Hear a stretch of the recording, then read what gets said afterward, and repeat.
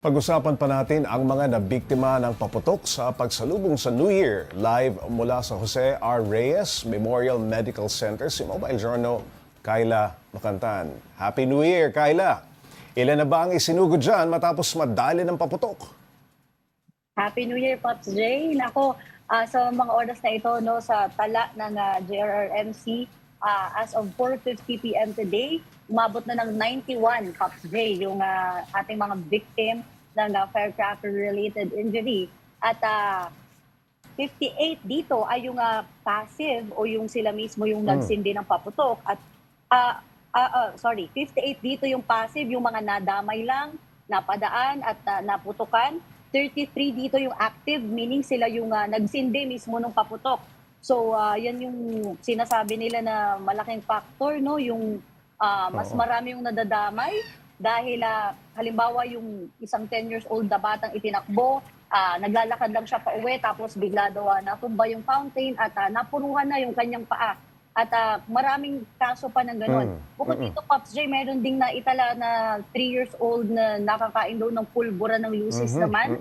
Naikwento lang yan sa atin kanina nung guard. At yung ikinukwento nga na yung kinukwento ni Doc kanina, no, ito pala ay isang polis, yung lalaki na nanita sa mga bata. Tapos nung kinuha niya yung paputok, sa kamay niya mismo sumabog. So, ayan lang, ilan lang yan sa mga kaso na nandito ngayon sa JRRMC. At sa ngayon, yung huling nakausap natin yung doktor as of 2:30 p.m., 9 pa yung admitted dito sa 91 na kaso. At yung 5 doon, Pops J, ay sumailalim na sa operasyon dahil kinailangan na i-amputate. Nako, marami pa rin, Kyla. Sa maghapon mong pagbabantay dyan, ano na yung pinakagrabe mong nakita sa mga nabiktima?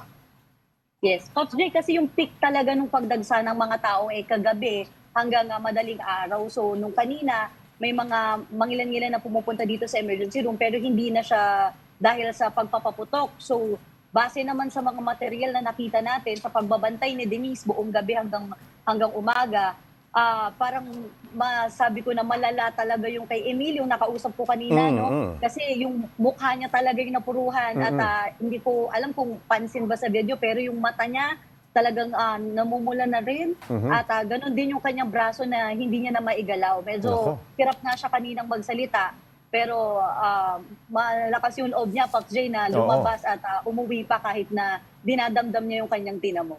Pops J. Kyla, sa mga nakausap mong nabiktima, meron bang isang madalas na dahilan bakit sila tinamaan? Nako, Pops J, kasi ang nakikita dito na dahilan na yung sinasabi na paputok, yung malaking porsyento dito unknown . So bukod dun sa mga hindi nga nila alam, bigla na lang silang naputokan, hindi nila alam kung saan nangyari, kung ano ba yung ginamit. Yung iba naman, Pops J, ang ginagawa, kinukolekta nila yung pulbura. So pinagsasama-sama, tsaka nila sisindihan. So ayun yung isang nakikita nila na dahilan kung bakit sumasabog o puputok. At hindi nila, at ayon sa kanila, Pops J, kagaya ni Emil, no, sinasabi niya talaga every year niya na daw ginagawa to. Pero ngayon lang siya nasabugan. Pero nung tinanong naman natin, sabi niya, di niya nauulitin. Yung mga namumulot, Kyla. Yung mga namumulot ang madalas mabiktima. Okay. Sa datos ng Department of Health, Kyla, ilan na ba ang naitalang na biktima ng paputok sa buong bansa? Yes, sa kanilang latest update, Pops J, umabot ng 340 na, no? Ayon naman sa kanila, mas mababa daw ito ng 64% kumpara noong nakaraang taon. Pero dito sa JRRMMC, mas mataas ngayon dahil ang kanilang data from December 21 to January 6 last year, umabot lang sila ng 96. Pero ngayon kasi, January 1 pa lang, meron na tayong 91. Ito yung latest na bilang dito. So, malamang sa malamang, marami pang hahabol, marami pang hindi napaubos yung kanilang paputok. So, expected na rin, Pops J, talagang may hahabol pa dito sa pagamutan. Kyla, kagabi talaga yung bugso ng mga nagpapaputok. Pero nakabantay pa rin daw ang mga ospital na madadagdagan pa yung mga biktima. Yes, Pops J, kasi nga hindi natin masasabi, no, may ilan na talagang sinusulit pa rin nila, yung iba baka nga daw hindi napaubos. Pero bukod kasi dito, Pops J, sa firecracker-related injuries, handa din naman sila para pa sa ibang sakit na kagaya kanina, Pops J, no, napansin ko merong mga pasyente ng motorcycle accidents.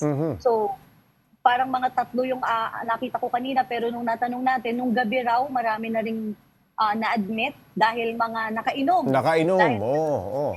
siyempre, nakainom ulit dahil nga bisperas at nagmaneho, no? At Correct, bukod oo. dito, Pops J, meron din yung mga kapatid natin na nasobrahan ata sa kain, mga tumaas ang presyon. So, yung ilan naabutan rin natin nung umaga at until now, may mga mangilan-ngilan pa rin na pinapasok dito. Pero kanina, Pops J, mga alas 3 ng hapon, medyo kumapal yung tao dito at Oo.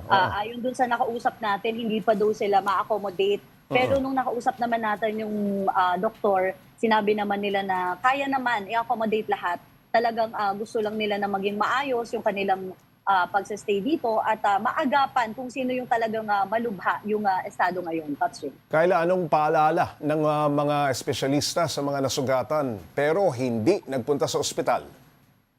Ay nako, Paps J, paalala, no, lalong-lalo na kung bago pa lang yung tama nung naputukan, talagang hugasan agad dapat running water. At kung mas maganda talaga, pumunta talaga sila sa pagamutan para matignan nila. Kasi mahirap na magse-self check up lang tayo, mahirap nang lumala yung ating kalagayan. At paalala din nila, Paps J, kung maaari, iwasan na nga, huwag nang magpaputok. Pumasok naman ng 2025 okay na yan. Oo, Mag-ingay oo. na lang kung gusto, magkantahan, magsayawan. At paalala rin nila kasi may naitala din palang isang stabbing, Paps J. O, paalala, magsaya lang at i-control lahat para walang madadala pa dito sa pagamutan. Alright, maraming salamat, Mobile Journal Kayla Makantan.